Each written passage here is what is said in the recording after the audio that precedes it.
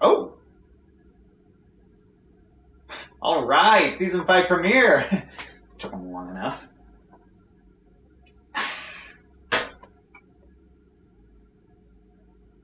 What? So, this episode starts out with a small zoom on Twilight's newest Hasbro playset. Only $16.99 plus shipping and handling. Twilight is asking a good question to her friends. Why does this castle exist? We found all 6 keys, defeated T-Rex, and got this sweet castle. End of story. Yes, but why? Merchandising! Okay, I'm beating a dead horse. Yeah, I am being a little mean. Even though a lot of the things added to this show are blatant merchandising, for the most part, the writing staff are able to implement them into the show and justify their existence. My brother? I said mostly. Jeez. I agree with Twilight, and Rarity, and Applejack, and Rainbow Dash, and Pinkie Pie. Oh, and probably Spike. Something's wrong with you. Really. So they all sit in their chairs at the same time, and that summons a table. Why this didn't happen earlier, and why this didn't happen as the castle was built, is beyond me. Seems needlessly showy. Is that new? I like it. I will question nothing because it is funny! My little pony. So, the table inside the magical castle turns out to be a tiny map of the world that reveals problem areas across the kingdom. Okay, where's the John Cleese butler? Hi, Mom and Dad! Maybe I'll just stay here with Spike. Awesome! Me and Big Mac have a huge weekend ahead of us talking hoofball and trading hoofball cards and arguing about hoofball stats. Because boys. So, then we start going via train to the problem area. And they arrive out in the middle of nowhere. Not even a train station.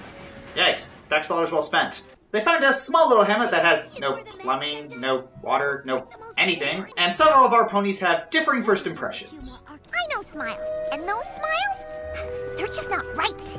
I agree, they look like they've had one too many Eggo waffles. I bet there's some sort of horrific monster behind it. What makes you say that? Consistency. Those Smiles are bad news. Pinkie Pie likes to see you smile. Except when she doesn't.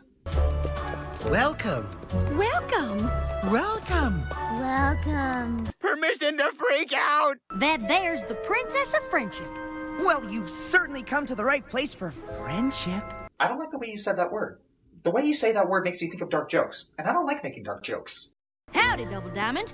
I'm Applejack, and this here's Pinkie Pie, Fluttershy, Rarity, Rainbow Dash, and Twilight Sparkle. You forgot Sora, Donald, and Goofy. Perhaps you care to speak to our founder, Starlight Glimmer. Okay, yep, this pony is a foil for Twilight. You can tell because her name was run through a thesaurus. What are the next villains going to be? Eventide Glitz, Vesper Radiance, Duskshine? We don't know what's gonna come through that door. Welcome. Aria? Oh, wait, nope, this pony actually has a personality other than gloomy. So, how did you hear of our little village? It's kind of a long story. Found magic keys to magic fox that came out of magic tree, which gave us magic powers to defeat magic centaur demon, which then summoned magic castle that spawned a magic map leading here. Experience true friendship for the first time. Say what? Oh, indeed. That's what's so unique about our village, you see. Instead, she chose something different. She chose the impossible. She chose...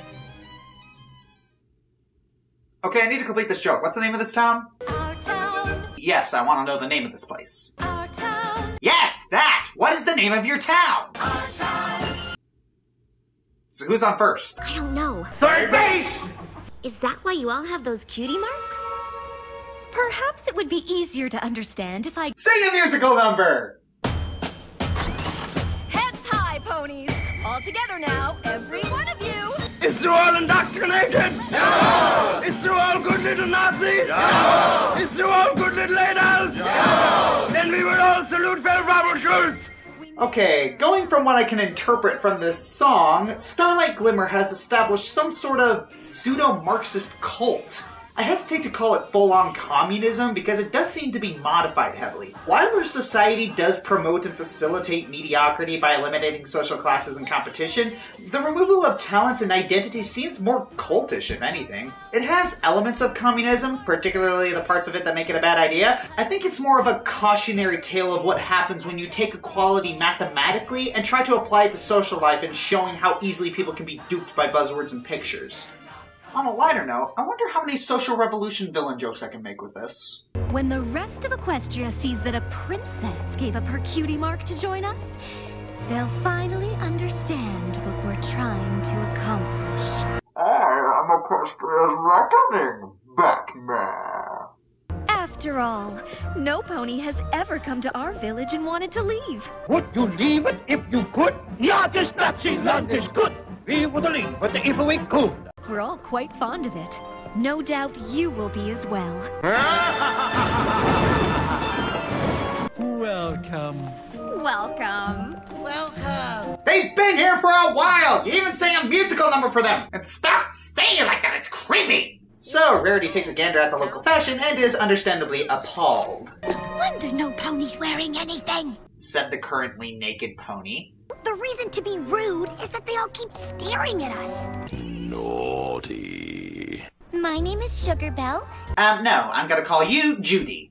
Then they try to order food and the baker seems to not understand basic interaction. Forgive me for overhearing, but just a moment ago you were disagreeing, and now it sounds like you're agreeing. Uh-huh. Jeez, she's like a beaten wife that just found out that not everyone beats their wives. It seems the baker wants to talk to them, but Big Brother is watching. So the main six devise a plan to be alone with the baker. But you gotta eat all them muffins, Pinky. Me? Why me? You'd better finish those muffins, Pinky! Kids are starving in Africa! One more meatball and you're officially mine. So they go down into the cellar where it's dark and no one would be able to find them. Why did you want us to come down here? So no pony could see what's about to happen. It's a trap! No. I'm above that. Besides, it wasn't a trap. How do you take some pony's cutie mark anyway? Starlight uses the Staff of Sameness. The Staff of Sameness? Really? I know this is a kid's show, but you could have at least plugged that into a thesaurus or Latinized it. It would have been less unimaginative, but come on! That's like naming the elements of harmony the happy necklaces. So, the main six learn about a vault where all the cutie marks are and travel there. We hope someday every pony in Equestria will make a pilgrimage here to our little village to have theirs removed too. When everyone's super...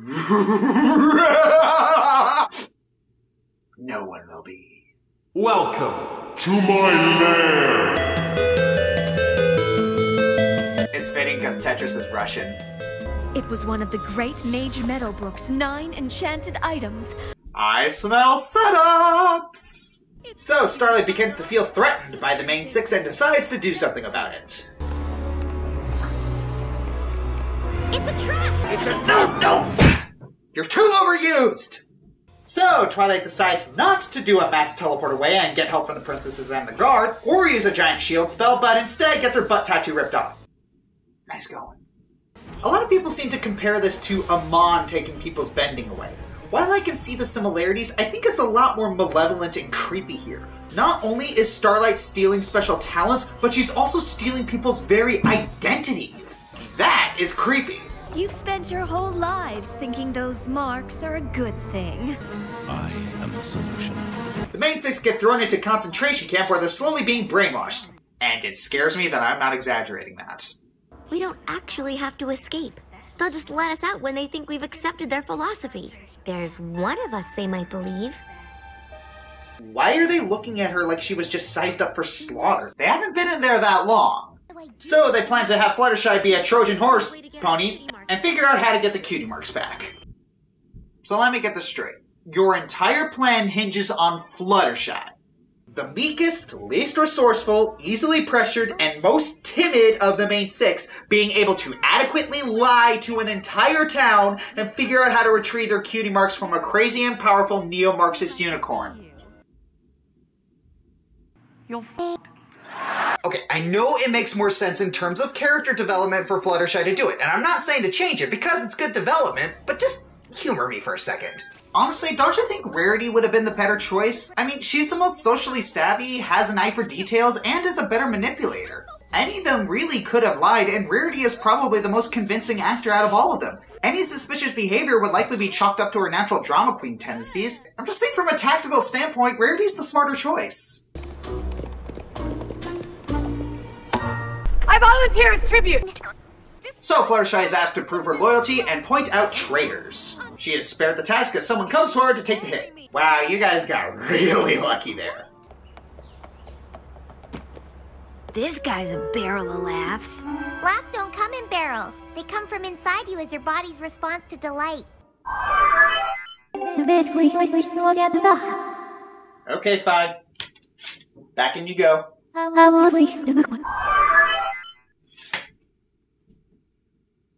There is so much wrong with what I just did.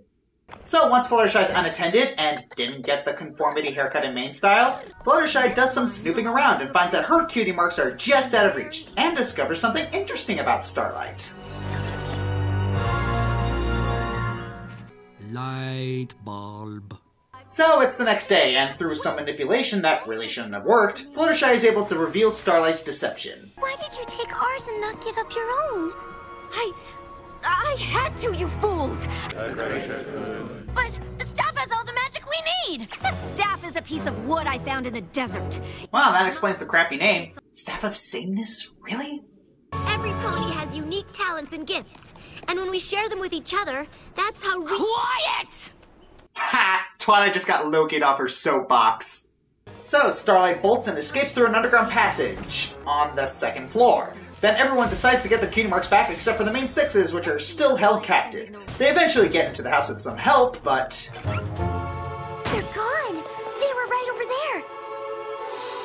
Oh, come on, Starlight! You couldn't spare like 2 seconds to cover your escape route?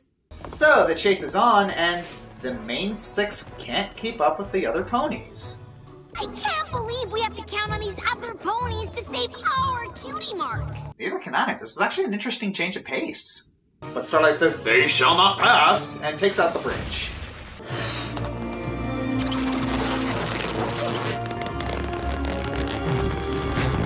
It's party favor, don't question it? That just doesn't have the same ring to it. Whoa! These are my old skis. This is where I first met Starlight. Convenient. They get the drop on Starlight and free all the cutie marks. Finally, I can buck like a 5-bit snake herder in an Appaloosa ranch house again. And you got your countryisms back too. Because that's just as important. Starlight still gets away because plot says so, and everyone is happy. This is a chance for all of us to get to know each other again for the very first time. Dude! So there's a party because, of course there is. We get a setup for future plots, and that's Cutie Markless. Cutie Map. Cutie. This was a good episode!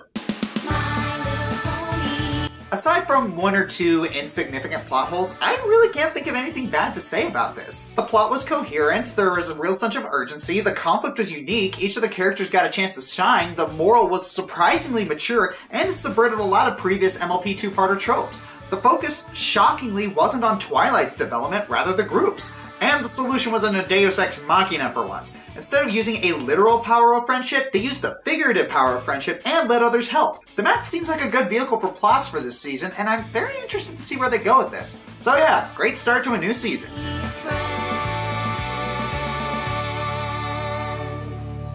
I'm the Fiery Joker, and friendship is capitalism.